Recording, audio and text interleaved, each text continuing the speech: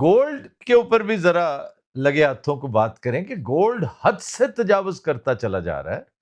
तो ये आपके यहाँ क्या रुझान क्या है? लोग ज्यादा से ज्यादा इन्वेस्ट कर रहे हैं गोल्ड में? नहीं, गोल्ड का अगेन जो नंबर वन इवेंट था ना, वो वही 2022 वाला था। उसी ने पूरी रैली स्टार्ट की। और अब इस पे जाके लोग वीडियोस भी बना रहे हैं कि सेंट्रल बैंक्स जो हैं उन्होंने इतना गोल्ड जो है ख़रीद लिया, चाइना ने इतना ख़रीद लिया, इंडिया ने इतना ख़रीद लिया, रशिया ने इतना ख़रीद लिया।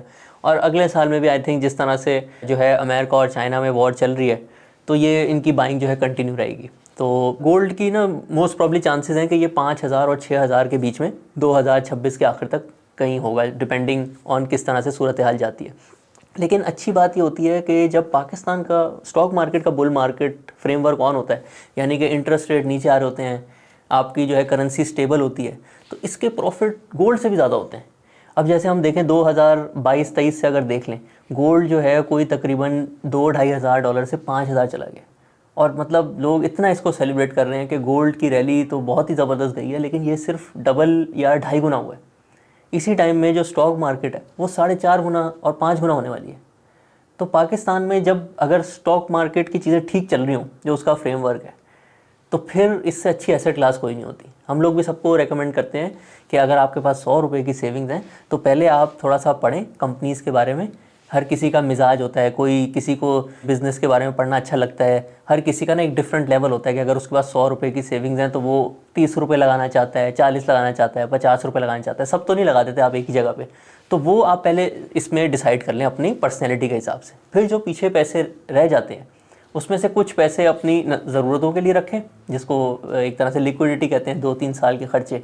और फिर जो रिमेनिंग है ना, वो आप बिल्कुल गोल्ड में इन्वेस्ट कर सकते हैं, उसकी भी आउटलुक काफ़ी अच्छी है। अच्छा जी, इससे पहले कि नेक्स्ट टॉपिक पे हम जंप करें, इसी को थोड़ा सा कंक्लूड करते हुए मैं आपकी, it's not a test of your acumen, वैसे ही आपकी राय ले रहा हूं, क्योंकि मैंने महसूस किया कि यहाँ पर जो फाइनेंशियल एक्सपर्ट्स हैं, पॉलिटिशियंस इनसे सियासत के बारे में बहुत पूछते हैं। तो आपको मैं मौके से फायदा उठाते हुए अपने इल्म में इजाफा कर रहा हूं और अपने व्यूअर्स के भी, कि आपको क्या महसूस होता है कि जंग की सूरत अहवाल आपको किसी तरफ जाती नजर आती है या महज बातें हैं सिर्फ?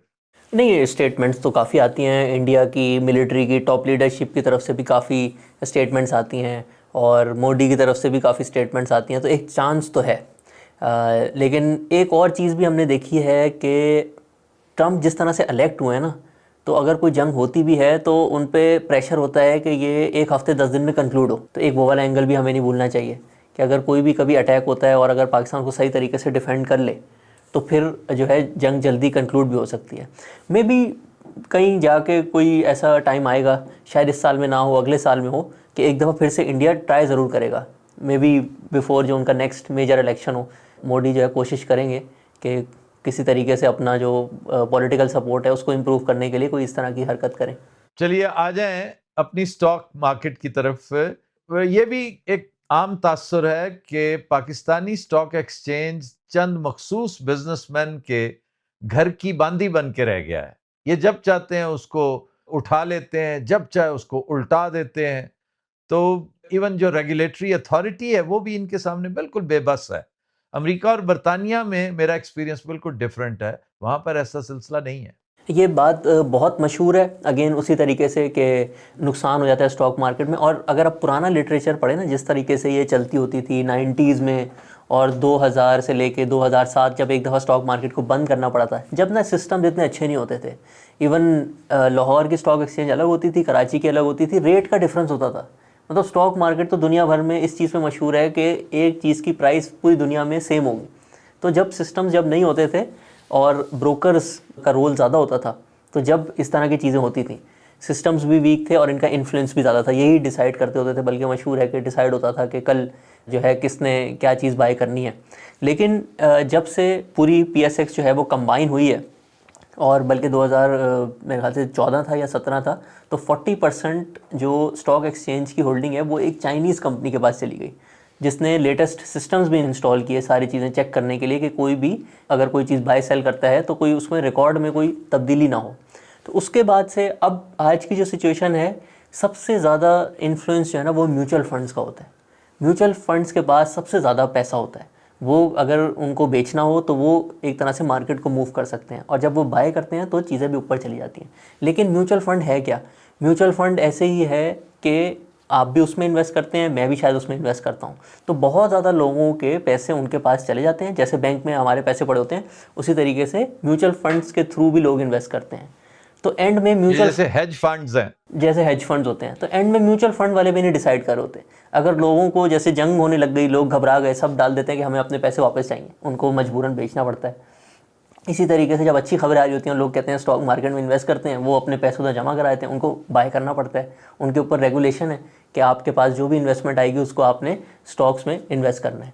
तो एंड में आज के हिसाब से लोग ही डिसाइड कर रहे हैं, लोग ही डिसाइड कर रहे हैं कि मार्केट में ऊपर जाना है या नीचे जाना है। लोग ओपिनियन दे सकते हैं अपना, जैसे रिपोर्ट्स आती हैं कंपनी के बारे में, अगर लोग उसको पढ़ें और उनको लगे कि हाँ ये वाकई सही बात कर रहा है, तो इन्फ्लुएंस आपका हो सकता है। लेकिन इतना पैसा, अब मैं आपको बताऊँ, रोज़ 70 से 80 अरब रुपए की ट्रेडिंग होती है। किस इंसान के पास जो है फालतू 500 अरब रुपए पड़ा हुआ है कि वो एक हफ्ते के लिए कोशिश करे कि मैं स्टॉक मार्केट को मैनिपुलेट कर लूँ?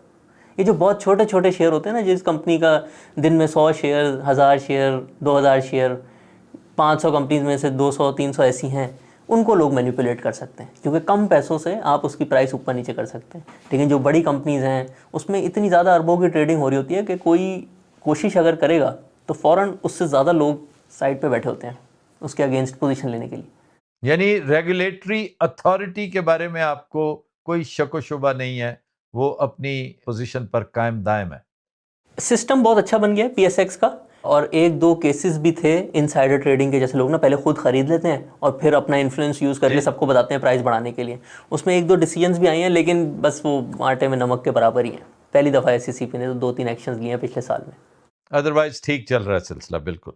अच्छा जी, अगर कोई नया इन्वेस्टर, एक बिल्कुल छोटे लेवल के एक बिजनेसमैन की बात करता हूं, कि कोई कहे कि जनाब मैं 15-20-25 लाख रुपया मेरे पास है, मैंने इन्वेस्ट करना है स्टॉक मार्केट में, तो उसको आप रोड मैप क्या देते हैं? सबसे पहले क्या करे वो जाके किसी अच्छे स्टॉक ब्रोकर से राब्ता करे, और उसके बाद फिर आप जैसे अगर विज़र्ड के पास जाए, किसी को मुर्शद पकड़ना हो तो क्या करे? आपसे मिलने का तरीका क्या है? अच्छा, इसमें आपकी स्टॉक मार्केट में अच्छी बात ये होती है, जैसे प्रॉपर्टी में तो अब सस्ते से सस्ता प्लॉट भी शायद जो है वो 25-30 लाख से कम कुछ आता ही नहीं है। स्टॉक मार्केट में अच्छी बात होती है, आप 5,000 से भी अकाउंट खुल जाता है। तो मतलब आप 50,000 इन्वेस्ट करना चाहते हैं, 1 लाख करना चाहते हैं, 10 लाख करना चाहते हैं, आपके लिए एक लेवल प्लेइंग फील्ड है, बराबर सबको प्राइस मिलती है। अब आपने करना क्या है, देखें, अब एडवाइज़र की बहुत इंपॉर्टेंस होती है। एक ना मैं इधर रूल ऑफ 72 बताना चाहूँगा। रूल ऑफ 72 भी फाइनेंशियल लिटरेसी का ना एक बड़ा इंपॉर्टेंट पिलर है। रूल ऑफ 72 कहता है कि लोग सोचते हैं कि अगर एक साल में 10% मुनाफा हो रहा है ना, तो 10 साल लगेंगे पैसे डबल होने में। असल में ऐसा नहीं होता। वो पहले साल में 100 रुपये 110 होते हैं, फिर वो 120 के बजाय 121 होते हैं, फिर वो 133 होते हैं। तो इस तरह से रूल ऑफ 72 बताता है कि आपको जो एक साल में प्रॉफिट हो रहा है, वो अगर आप 72 से डिवाइड कर दें तो आपको पता चल जाएगा कितने साल में आपके पैसे डबल होंगे। तो अगर कोई 18% एक साल का प्रॉफिट एवरेज है, तो आपके 4 साल में पैसे डबल हो जाएंगे। अब एडवाइज़र की वैल्यू पता है क्या है? और अभी 31 दिसंबर को वॉरेन बफेट रिटायर हुए, 60 साल बाद। 60 साल उन्होंने इन्वेस्टिंग की, पब्लिक यानी कि जिसका डेटा मौजूद है। अब उस पूरे अरसे में जो अमेरिका की स्टॉक मार्केट थी, ऑन एवरेज एक साल में उसने 8% जो है ना प्रॉफिट दिया, यानी कि 9 साल में उसने पैसे डबल किए। 60 सालों में तकरीबन 7 दफ़ा डबल कर दिए। 63 ईयर्स में हर 9 साल में डबल हो रहे थे, तो तकरीबन 7 दफ़ा डबल हो गए। अब जब 7 दफ़ा पैसे डबल होते हैं तो वो तकरीबन 60 गुना बन जाते हैं, क्योंकि हर दफ़ा आपकी कंपाउंडिंग हो रही होती है। लेकिन वॉरेन बफेट का रिकॉर्ड था 18% का। जो एक नॉर्मल मार्केट 9 साल में पैसे डबल करती थी, वो 4 साल में पैसे डबल कर लेते थे, अच्छी कंपनीज़ के बारे में पढ़ के, अच्छी प्राइस पे बाय करके और अच्छे बिजनेसेस ढूंढ के। तो इन्होंने 60 सालों में 15 दफ़ा पैसे डबल किए, और 15 दफ़ा पैसे डबल इतना बड़ा नंबर बन जाता है कि अगर उसको कैलकुलेट करने बैठें तो अगर 10 दफ़ा आप पैसे डबल करते हैं तो ये 1000 गुना हो जाता है। उन्होंने भी 5 दफ़ा मज़ीद और डबल किए, यानी कि 1000 और फिर 32 गुना, 32,000 दफ़ा उन्होंने पैसे डबल किए।